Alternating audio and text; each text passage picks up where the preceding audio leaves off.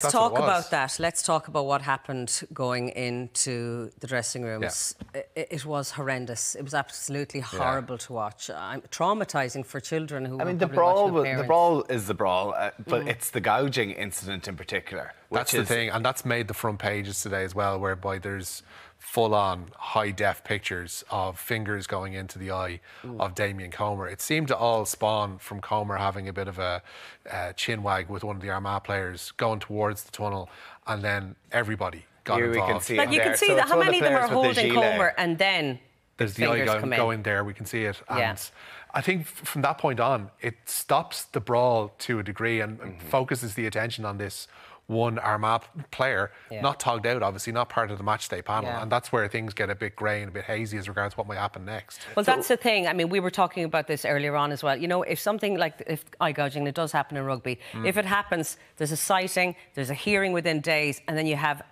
usually a severe penalty for it, and it's boxed off. Well, I was looking at, so the most severe was a guy called David Atoub, who actually, if you Google this picture, he has his finger in Stephen Ferris's eye. I wouldn't recommend it at this hour, Tommy. It might put you off your breakfast. It is, I mean, it's shocking. It is, He got 70 weeks for it. For this player who wasn't in, he's in the panel, I suppose, you know, can they give him a fine to that extent? I mean, what can the GAA do, and how quickly can a punishment be handed down? Because they need to really, you know, clearly mark this. Yeah, transparency and speed are not necessarily two aspects of GAA disciplinary process, unfortunately.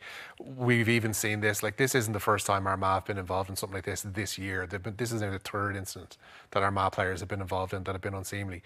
And everybody got to have a good laugh at the GAA disciplinary process because there was 3 Armagh players were freed from a separate incident against Donegal to play in the Ulster Championship match against Donegal in April. And 2 of them were obviously on the pitch yesterday.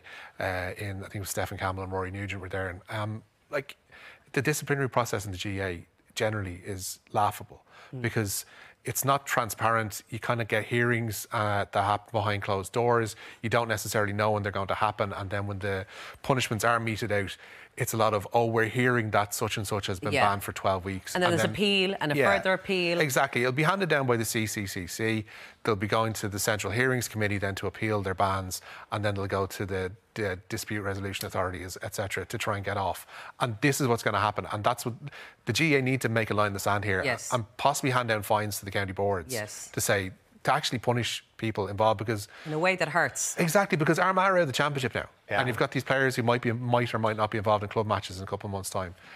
Nobody's going to really care if they miss them. There has to be a visible standing up from the GAA to say this cannot happen. There has to be pain to change this culture and finish it. Absolutely, and the fact that, as you say, if appeals, it just creates a bad look. And something like that, everybody is unanimous in that it's something you want to stamp out of a sport. Yeah, like even both managers afterwards, I guess, they were both unequivocal, saying this shouldn't happen, and you know, we have to move past the point of this being a talking point of GAA.